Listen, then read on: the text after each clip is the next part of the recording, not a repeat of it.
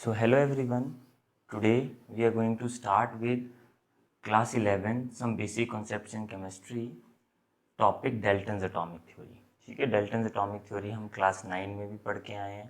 ठीक है, तो थोड़ा सा सेम रहेंगे. सीधा स्टार्ट करते हैं मेन पॉइंट्स के साथ कि इसमें मेन क्या है कि डाल्टन की एटॉमिक थ्योरी क्या थी. तो पहला पॉइंट है matter is made up of extremely small individual particles called atoms. ठीक है, सो मैटर क्या है आपका, आपको पता ही है मैटर क्या होता है. मैटर पार्टिकल से बना होता है जिसको कॉन्स्टिट्यूएंट पार्टिकल्स भी हम कहते हैं.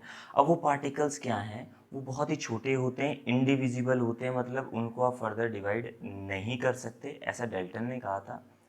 सो उनको एटम कहते हैं. ठीक है, ये थ्योरी आई थी 1808 में.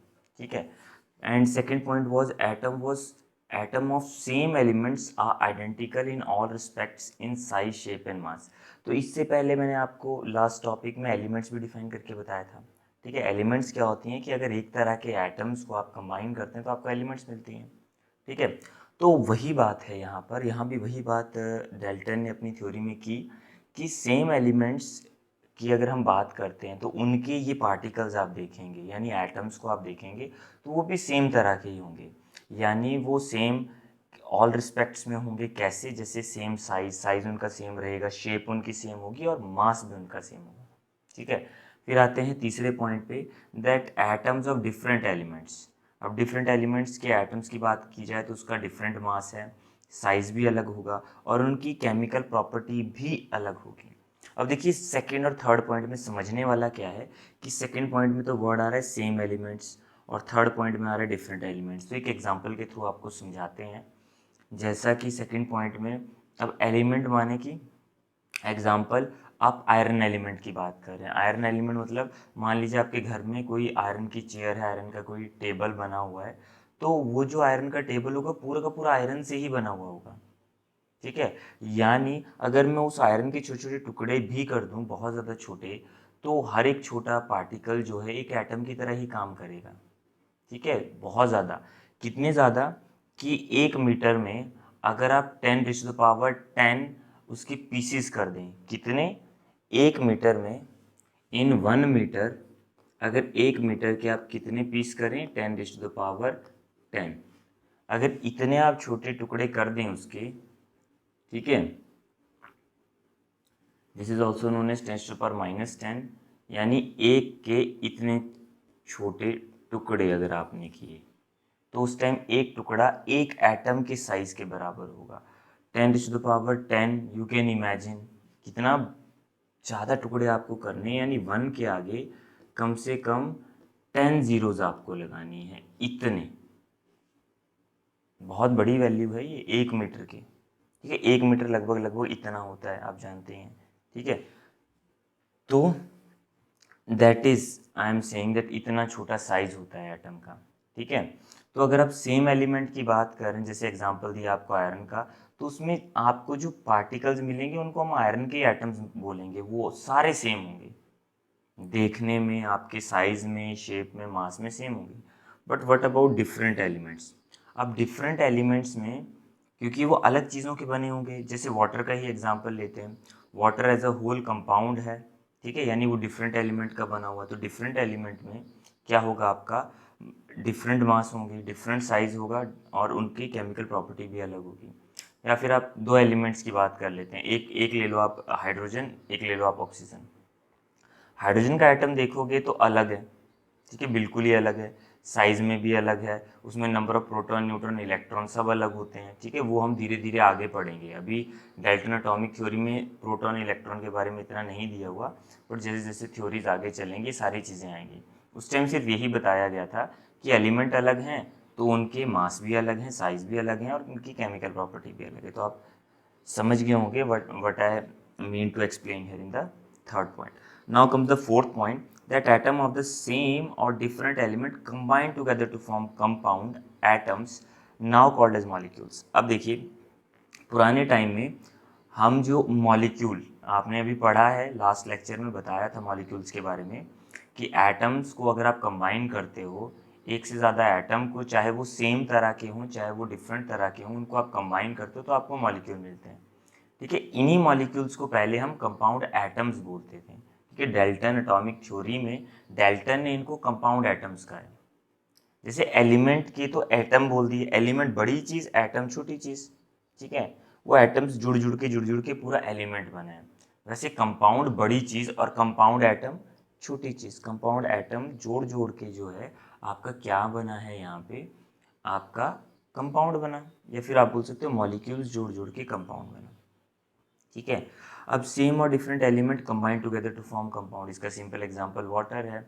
वाटर में अगर आप देखते हैं तो वाटर में देखिए हाइड्रोजन एंड ऑक्सीजन, ठीक है, उसके एटम्स जुड़े, 2 हाइड्रोजन के एटम आए, 1 एटम आया ऑक्सीजन का, कंबाइन हुए, बन गया मॉलिक्यूल वाटर का, सिंपल, ठीक है।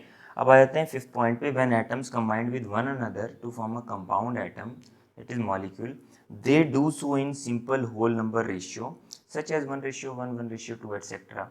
अब यहाँ पर इसका मीनिंग क्या है कि जब आपके एटम कंबाइन होंगे आपस में, ये तो हम लॉ ऑफ केमिकल कॉम्बिनेशंस में भी पढ़ के आए हैं कि जब एटम्स कंबाइन होते हैं तो वो क्या करते हैं, वो रेशियो में कंबाइन होते हैं।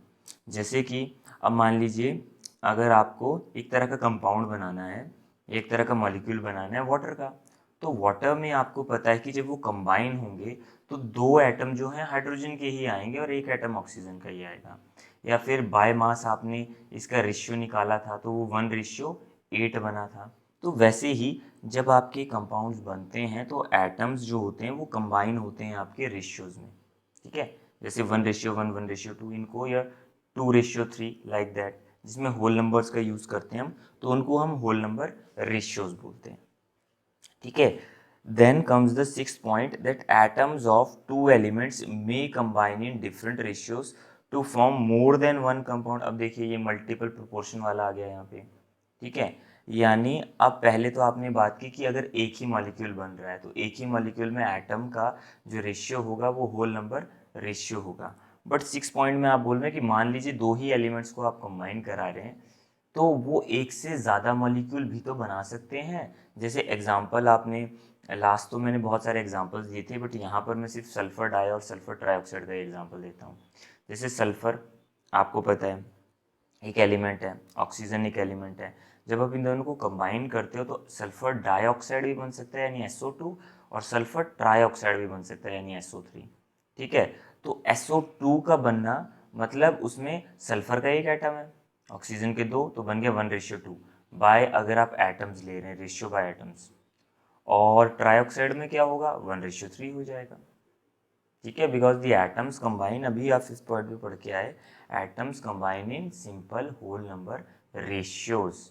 इसका मतलब ये है कि आप ऐसा कभी नहीं बोल सकते कि आधा एटम इसका आधा एटम इसका, नहीं, एटम पूरा का पूरा ही कंबाइन होगा। आप ऐसा नहीं बोल सकते कि आधा एटम कंबाइन हुआ, because half is not a whole number ना, we are taking the whole thing. Whole number मतलब पूरे का पूरा, ठीक है। So now comes the 7th point, ठीक है, डाल्टन एटॉमिक थ्योरी का 7वां पॉइंट है, an atom is the smallest particle that takes part in a chemical reaction. यानी अगर केमिकली रिएक्शन करानी है आपको तो आप केमिकल रिएक्शन में लिखते हैं ना, फॉर एग्जांपल आप वाटर में लिखते हैं H2 + O2 गिव्स 2H2, ठीक है। तो वहाँ पर क्या है कि आपके एटम्स जो हैं वो कंबाइन हो रहे हैं, ठीक है, एटम्स पार्टिसिपेट कर रहे हैं। तो यानी सबसे छोटा हिस्सा जो मैटर का केमिकल रिएक्शन में पार्टिसिपेट करता है, जब आप केमिकल रिएक्शन लिखते हैं तो उसमें आप एटम्स को लिखते हैं, so they are the atoms, that is the meaning of 7th point. Now comes the 8th point, then atom can neither be created nor destroyed. तो ये 8वां पॉइंट है डाल्टन के एटॉमिक थ्योरी का, कि एटम को ना ही आप बना सकते हैं ना ही आप उनको ख़त्म कर सकते हैं। मतलब just as the law of conservation of mass, जैसा आपने वहाँ पर पढ़ा था, ठीक है। सो उन्हीं लॉज को now we are going to explain. Now the explanation of the law of chemical combination by Dalton atomic theory, कि डाल्टन एटॉमिक थ्योरी ने ये सारे लॉज को अपने ही पॉस्टुलेट्स में, ये जो मेन पॉइंट्स हैं इनको पॉस्टुलेट्स भी हम बोलते हैं, कैसे एक्सप्लेन किया। तो अभी हम इसकी बात अभी की हमने, that law of conservation of मास, ठीक है। ये आता है आपका पोस्टुलेट 1 और पोस्टुलेट 8 से। पोस्टुलेट 1 में क्या कहा था, पोस्टुलेट 1 में डाल्टन ने कहा था कि जो हमारा मैटर है वो बहुत ही छोटे छोटे पार्टिकल से बना है जो कि इनडिविजिबल है, यानी फर्दर उस एटम को वी कैन नॉट डिवाइड, ठीक है। और उन पार्टिकल्स को एटम कहा था, सिंपल। ठीक है, वो आपका, और साथ में पॉस्टुलेट में क्या कहा है, can atom can neither be created nor destroyed. ये दोनों पॉस्टुलेट आपके एक्सप्लेन करते हैं लॉ ऑफ कंजर्वेशन ऑफ मास को। ठीक है, क्योंकि अगर एटम डिस्ट्रॉय नहीं होगा, ना ही नया बनेगा, तो वहाँ पर जितने एटम आप रिएक्शन में लेफ्ट साइड में लेकर चल रहे हो और जितने राइट साइड में लेकर चल रहे हो उनका नंबर बराबर होगा। ठीक है, तो यानी वहाँ पर वो सपोर्ट करेगा लॉ ऑफ कंजर्वेशन ऑफ मास को। कैसे सपोर्ट करता है देख सकते हैं आप। जैसे अब यहाँ पर मैंने एग्जांपल के तौर पे रिएक्शन ले ली, H2 plus O2 gives 2H2। ठीक है, तो आपने क्या कहा कि एटम ना ही नया बन रहा है, इसमें कोई नया एटम नहीं बना और ना ही कोई डिस्ट्रॉय हुआ। ठीक है, तो जब आप बैलेंस्ड केमिकल इक्वेशन या रिएक्शन लिखते हो तो वहाँ पर देखिए, यहाँ पे 2 और 2 4 टोटल एटम है हाइड्रोजन के, 2 एटम हैं ऑक्सीजन के, तो यहाँ पर भी 4 एटम हैं हाइड्रोजन के और 2 एटम हैं ऑक्सीजन के। ठीक है, तो यानी जब एटम ना नया बन रहा है ना ही डिस्ट्रॉय हो रहा है, इट मीन्स लेफ्ट और राइट में सेम हो गया, लेफ्ट और राइट में नंबर ऑफ एटम सेम हो गए, तो law of conservation of mass hold. यही तो है हमारा law of conservation of mass. तो it is explained by Dalton's atomic theory. वैसे ही सेकंड पॉइंट देख लेते हैं। Now comes the law of constant composition. अब लॉ ऑफ कांस्टेंट कंपोजिशन की हम बात करें तो लॉ ऑफ कांस्टेंट कंपोजिशन में क्या होता है कि जब भी कोई कंपाउंड बनेगा आपका, तो वहाँ पर जो एलिमेंट्स जो होंगे या कोई मॉलिक्यूल बनता है तो उसमें जो एटम्स जो होते हैं वो एक रेशियो में कंबाइन होते हैं। जैसे वाटर आपका तभी बनेगा, ठीक है, यहाँ पर वाटर आपका तभी बनेगा अगर आपके 2 एटम हैं, किसके, 2 एटम हैं हाइड्रोजन के और 1 एटम है ऑक्सीजन का, 1 एटम है ऑक्सीजन का। या बाय मास इसका रेशियो आपको निकालना, तो बाय मास निकालने के लिए 2 × 1 करते थे। ठीक है, 2 एटम है, यहाँ पे 1 है, 1 × 16 तो 2:16 या 1:8 आप निकालते थे। तो ये तो रेशियो है बाय मास, और वैसे एटम का रेशियो लेना हो तो 2:1।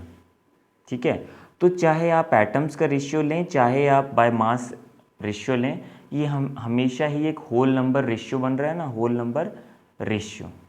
ठीक है, तो लॉ ऑफ कांस्टेंट कंपोजिशन तो ये होता है। और पोस्टुलेट 5 में क्या कहा गया है, पोस्टुलेट 5 में जिससे पहले आप लोगों ने पढ़ा, उसमें डाल्टन ने ये कहा था कि जब एटम कंबाइन होकर कंपाउंड को बनाएंगे, ठीक है, तो वो हमेशा ही एक होल नंबर रेशियो में कंबाइन होंगे। फिर जैसे उसमें आगे एग्जांपल दिया था 1:1, 1:2 एट्सेट्रा।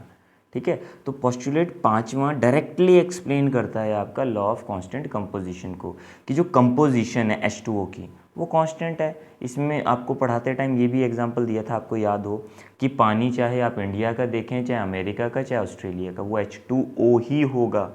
ऐसा नहीं है कि H2O2 हो जाएगा, वो H2O ही होगा, यानी 2 एटम हाइड्रोजन के 1 एटम ऑक्सीजन का। ठीक है, उसके बाद आते हैं हम लॉ ऑफ मल्टीपल प्रोपोर्शन। थोड़ा सा रिवाइज कराते हैं law of multiple proportion. Law of multiple proportions में आपने पढ़ा था कि अगर एलिमेंट एक से ज़्यादा उसमें कंबाइन होता है, 2 एलिमेंट्स एक से ज़्यादा कंपाउंड्स बनाते हैं, तो आपस में वो सिंपल होल नंबर रेशियो में कंबाइन होते हैं। सिंपल वही चीज़ आपका पोस्टुलेट 6 एक्सप्लेन करता है। अभी पीछे आपको बताया था पोस्टुलेट 6 में जब सल्फ़र और ऑक्सीजन का एग्जांपल लिया था, तो हमने कहा था सल्फ़र ऑक्सीजन का सल्फ़र डाइऑक्साइड भी बनता है और सल्फ़र ट्राइऑक्साइड भी बनता है। डाइऑक्साइड में एटम कंबाइन हो रहे हैं इन रेशियो 1:2, एक सल्फ़र का 2 ऑक्सीजन के 1:2। SO3 में एक सल्फ़र का 3 ऑक्सीजन के SO3 1:3। तो वो क्या है, सिंपल रेशियोज़ में कंबाइन हो रहे हैं, सिंपल रेशियोज़ में। ठीक है, उसके बाद जाते हैं law of reciprocal proportion. Law of reciprocal proportion में आपने यही देखा था कि 3 एलिमेंट्स अगर कंबाइन होती हैं आपस में, ठीक है, जैसे 2 एलिमेंट अलग से किसी एक एलिमेंट के साथ कंबाइन होती हैं, तो वो दोनों एलिमेंट आपस में जो कंबाइन होती हैं वो किस में कंबाइन होती हैं, एक सिंपल रेशियो में या उसके मल्टीपल में। या आपको याद हो रेसिप्रोकल में हमने ऐसे ट्राइंगल बनाया था ना, जैसे यहाँ पर H है, यहाँ पर O है, यहाँ पर S है, कुछ ऐसे हमने एलिमेंट्स लिए थे अगर आपको याद हो। ठीक है, फिर वहाँ पर आपने पहले इसका और इसका रेशियो देख लिया, इसका और इसका, फिर इन दोनों का रेशियो निकाला था, वो यहाँ से भी निकाल सकते थे आप। अगर आपने वो चीज़ नहीं देखी है तो इससे पहले वाली वीडियो है, आप जाकर चेक कर सकते हैं, वहाँ पर लॉ ऑफ रेसिप्रोकल प्रोपोर्शन बहुत ही अच्छे से बताया है, आपको एक्सप्लेन किया हुआ है। तो ये पोस्टुलेट 5 से डायरेक्टली आता है। अभी आपको थोड़ी देर पहले पोस्टुलेट 5 बताया कि जब एटम्स आपस में कंबाइन होकर कोई भी कंपाउंड बनाएंगे तो वो रेशियोज़ में बनाएंगे, और वो रेशियो हमेशा सिंपल होल नंबर रेशियोज़ होते हैं। तो ये वाला पोस्टुलेट 5वां आपका डायरेक्टली एक्सप्लेन करता है आपके लॉ ऑफ रेसिप्रोकल प्रोपोर्शन को। Now limitations of Dalton's atomic theory. So अब लिमिटेशंस हम पढ़ रहे हैं, क्योंकि देखिए कोई थ्योरी आपकी परफेक्ट नहीं होती, कुछ ना कुछ कमियां हर एक थ्योरी में है। फिर डाल्टन आप पढ़ेंगे, डाल्टन के आगे और थ्योरीज आएंगी, एवोगैड्रोस थ्योरी आएगी, नेक्स्ट आपकी और थ्योरीज आएंगी। तो आपने क्या करना है, आपने इसकी कुछ कमियां हैं उनको हमें जानना है, ठीक है। तो इसमें कमियां क्या हैं, खामियां क्या हैं, मतलब क्या क्या गलतियाँ उनसे हुई, ठीक है। गलती तो नहीं हम एग्जैक्टली बोल सकते, बट कमियां क्या रह गई, ठीक है। सो पहला पॉइंट है, it could explain the law of chemical combinations by mass but fail to explain the law of gaseous volumes. अब देखिए जो आपने लॉ ऑफ केमिकल कॉम्बिनेशंस पढ़े हैं तो उसमें आपने बहुत सारे पढ़े हैं, ठीक है। उसमें जो लास्ट वाला था वो था लॉ ऑफ गैसियस वॉल्यूम्स, कि मतलब जो गैसेज हैं वो कंबाइन होती हैं तो वो वॉल्यूम्स में कंबाइन होती हैं, उसमें हम उनका मास नहीं लेके उनकी हम वॉल्यूम्स लेते हैं, ठीक है। So it could explain the law of chemical combination by mass. तो आपने देखा होगा पीछे जब हमने डाल्टन एटॉमिक थ्योरी की एक्सप्लेनेशन नीचे पढ़ी थी तो वहाँ पर हमने सारे के सारे लॉज बताए थे वहाँ पे, बट वहाँ पर आपको लॉ ऑफ गैसियस वॉल्यूम के बारे में नहीं बताया, क्योंकि ये एक्सप्लेन नहीं करता है, it fail to explain that, ठीक है। तो ये इनकी एक कमी रही। दूसरी कमी इनकी क्या थी कि it could not explain why atoms of different element have different masses. देखिए अलग अलग डिफरेंट एलिमेंट्स के मासेस अलग अलग होते हैं, ठीक है। वो इन्होंने बताया कि होते हैं, बट क्यों होते हैं वो नहीं इन्होंने बताया, that why it is there, it was given by Dalton atomic theory but not explained why it is there. Explanation was not given, proper explanation for different mass, different size, different valencies etc. valencies तो word आप जानते हैं, मास तो आपको पता ही है, size भी आपको पता है, ठीक है। साइज़ मतलब जैसे कुछ एलिमेंट्स के जो एटम्स होते हैं वो छोटे होते हैं, हाइड्रोजन का छोटा है, हीलियम का थोड़ा बड़ा है, ठीक है, लाइक दैट, ठीक है। तो वैसे ही हम बात कर लेते हैं यहाँ पे valencies are the combining capacity of elements. जैसे कि आप जानते हैं कि एलिमेंट्स की कंबाइनिंग कैपेसिटी क्या होती है, उनको हम वैलेंसीज कहते हैं, ठीक है।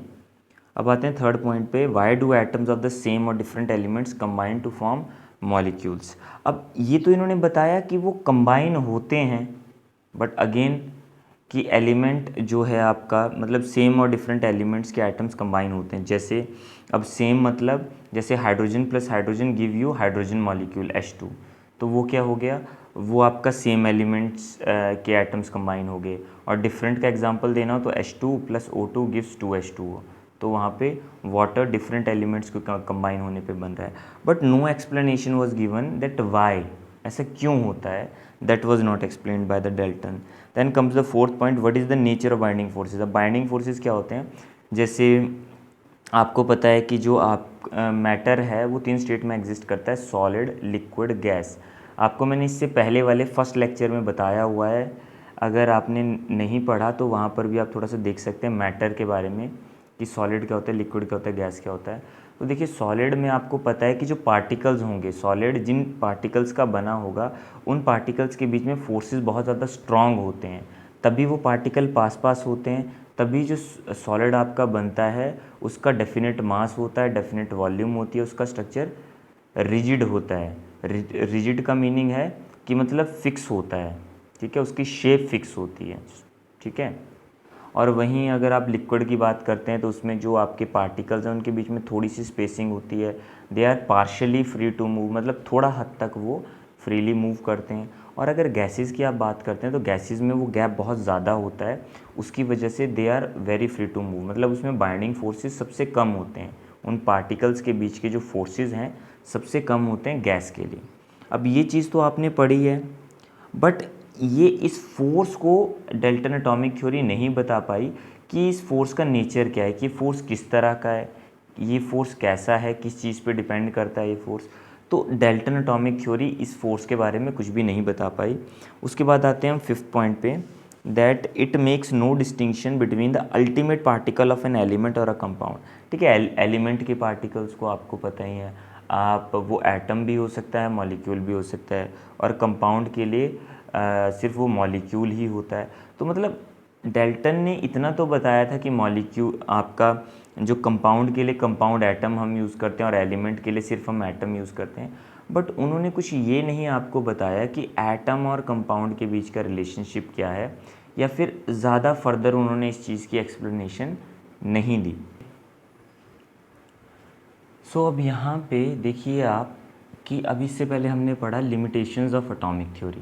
ठीक है, यानी डेल्टन की एटॉमिक थ्योरी में कुछ कमियां थी, तो उन कमियों को दूर करने के लिए अब हम पढ़ लेते हैं मॉडिफाइड, कि उसको हमने थोड़ा सा मॉडिफाई किया ताकि वो और ज़्यादा एक्यूरेट हो जाए आपकी एटॉमिक थ्योरी। तो इसी को हम कह देते हैं मॉडर्न एटॉमिक थ्योरी। ठीक है, अब इसमें हमने कुछ पोस्टुलेट्स और यूज़ किए हैं। पहला, बाकी तो पोस्टुलेट्स वही हैं, बस कुछ improvements we are doing, we are just modifying that. So पहला, atom no longer consider to be indivisible. Indivisible का मतलब क्या बताया था मैंने आपको, कि एटम को आप बांट नहीं सकते, कि एटम एक पार्टिकल है मैटर का और उसको फर्दर छोटा नहीं कर सकते, ऐसा डेल्टन ने कहा था। बट अब मॉडिफाइड फॉर्म में हम पढ़ रहे हैं कि atom no longer consider to be indivisible, atom indivisible नहीं है, यू कैन डिवाइड इट। तो एटम और भी छोटे छोटे पार्टिकल से बना है, सब एटॉमिक पार्टिकल्स उनको हम कहते हैं। जैसे कि आपने ये पढ़ा ही होगा कि एटम के अंदर प्रोटॉन होते हैं, न्यूट्रॉन्स होते हैं, इलेक्ट्रॉन्स होते हैं। ठीक है, तो एटम फर्दर इनसे मिलके बना होता है, इसको हम बोलते हैं सब एटॉमिक पार्टिकल्स। ये आपके सब एटॉमिक पार्टिकल्स हैं। ठीक है, तो यानी एटम अब अकेला इंडिविजुअल या इंडिविजिबल नहीं रहा, वो फर्दर छोटे छोटे पार्टिकल्स से मिलके बना होता है। उसके बाद आते हैं सेकंड पॉइंट पे, atoms of same element may have different atomic masses. ये कौन से होते हैं? ऐसे एलिमेंट जिनके मास अलग अलग हों, उनको हम आइसोटोप्स बोलते हैं, आपको याद हो। ठीक है, तो आइसोटोप्स के बारे में कोई जानकारी हमें नहीं दी गई थी डेल्टन्स एटॉमिक थ्योरी में, तो इसीलिए मॉडिफाइड फॉर्म में हमें यहाँ पर ही मेंशन करना पड़ेगा कि yes, there are atoms of the same element may have different atomic masses, यानी उनके एटॉमिक मास अलग हो सकते हैं। जैसे कि अब मान लीजिए आप एग्जांपल हाइड्रोजन का, अगर हाइड्रोजन के आइसोटोप्स आपने पढ़ने हो तो हाइड्रोजन के 3 आइसोटोप्स होते हैं। ठीक है, एक होता है 1H1, ये 1 जो नीचे हम लिखते हैं ये तो होता है आपका एटॉमिक नंबर, जो आप ऊपर लिखते हैं वो होता है आपका मास नंबर। तो एटॉमिक नंबर तो 1 ही है, एटॉमिक नंबर 1 बताते हैं कि कौन सी एलिमेंट है। तो एलिमेंट का जो एटॉमिक नंबर है वो सेम है, सेम ही एलिमेंट है क्योंकि, बट मास नंबर अलग अलग है, एक में 1, एक में 2, एक में 3। So these are the isotopes of hydrogen. This is called protium, this is deuterium and this is tritium. ठीक है, तो मतलब देयर आर, मतलब सेम एलिमेंट्स के आपके डिफरेंट एटॉमिक मास हो सकते हैं। ठीक है, now comes the third point, that atoms of different elements may have same atomic masses. अब यहाँ तो आपने बात की कि यहाँ पर सेम एलिमेंट है बट एटॉमिक मास अलग है, बट अब आप बोल रहे हो कि एलिमेंट डिफरेंट है बट उसके एटॉमिक मास सेम हो गए। तो इसका एग्जाम्पल, पहले तो इसको बोलते क्या हैं। तो अगर एलिमेंट्स डिफरेंट हैं और उनके एटॉमिक मास सेम है तो इनको हम आइसोबार्स बोलते हैं। इसके बारे में भी हल्का सा आपने 9th में पढ़ा होगा। ठीक है, इसमें एग्जाम्पल अगर आपको देना है तो एक एग्जाम्पल हम दे देते हैं आर्गन का, और दूसरा हम एग्जाम्पल दे देते हैं आपको कैल्शियम का। ठीक है, अब आर्गन का जो मास नंबर है वो 40 है और कैल्शियम का भी मास नंबर है 40। ठीक है, यानी दोनों ही केस में क्या है, आपका एलिमेंट्स तो अलग हैं, देखिए दिख रहा है आपको डिफरेंट एलिमेंट है, एक आर्गन एक कैल्शियम। ठीक है, बट आर्गन का जो आपका एटॉमिक मास है वो भी 40 है, कैल्शियम का 40, यानी दोनों का सेम है। ठीक है, so these are called isobars. उसके बाद चलते हैं 4th पॉइंट पे, that the ratio in which the different atoms combined with one another may be fixed and integral but not always be simple. देखिए, डेल्टन एटॉमिक थ्योरी में जब ये कहा गया कि एटम्स कंबाइन होते हैं और कोई आपका जो है नया मॉलिक्यूल बनता है, तो वहाँ पर वो रेशियो फिक्स रहेगा। साथ में ये भी कहा गया था कि वो रेशियो सिंपल होगा।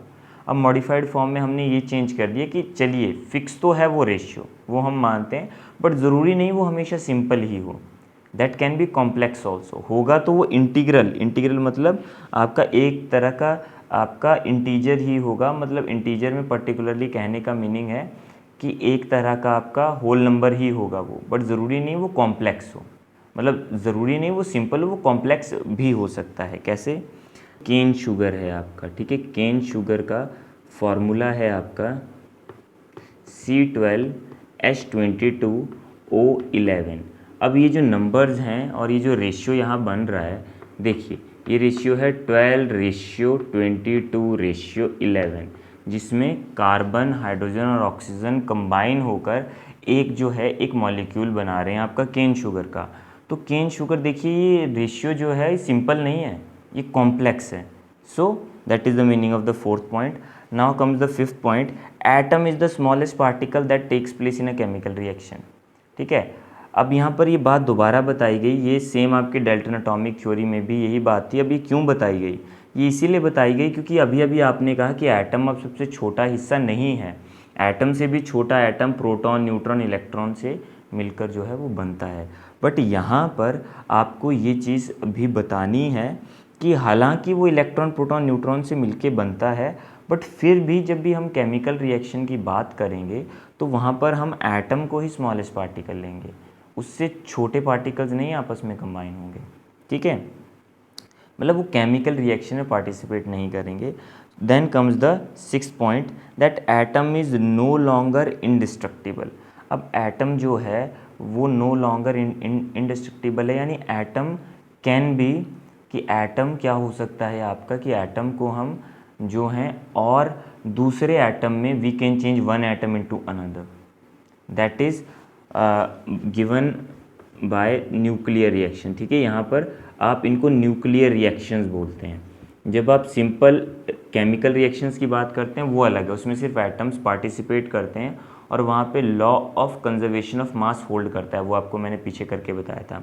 पर न्यूक्लियर रिएक्शंस में क्या होता है, तो यहाँ पर देखिए अगर आप बात करते हैं न्यूक्लियर रिएक्शंस की, तो देखिए अब नाइट्रोजन का एटम जो है वो ऑक्सीजन बन सकता है अगर आप इसे बम्बार्ड करते हैं अल्फ़ा पार्टिकल के साथ। ये अल्फ़ा पार्टिकल वही हैं जो 9th में आपने या 10th क्लास में जो रदरफोर्ड एटॉमिक एक्सपेरिमेंट जो पढ़ा था ना, वहाँ पर जो अल्फ़ा पार्टिकल्स की बात की थी, ये वही अल्फ़ा पार्टिकल्स हैं। ठीक है, तो नाइट्रोजन एटम के साथ अगर आप अल्फ़ा पार्टिकल्स उसके ऊपर फॉल कराएं तो वो क्या बन जाएगा आपका, ऑक्सीजन एटम बन जाएगा।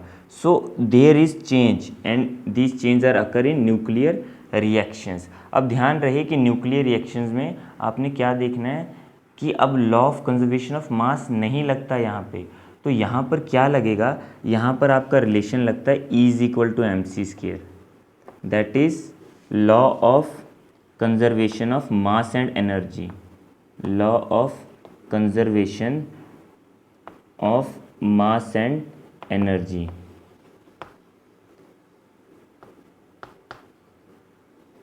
मतलब अगर आप दोनों तरफ जो है वो टोटल मास करेंगे तो एक तरफ मास ज़्यादा आएगा, एक तरफ कम आएगा। तो वो जो कम मास आया है वो किसकी वजह से आया है, मतलब उतना जो अमाउंट है आपका वो एनर्जी बन जाएगा। ठीक है, और वो energy E is the energy, वो किससे निकालोगे आप, इस रिलेशन से निकालोगे, mc²। m is the mass and c is the speed of light.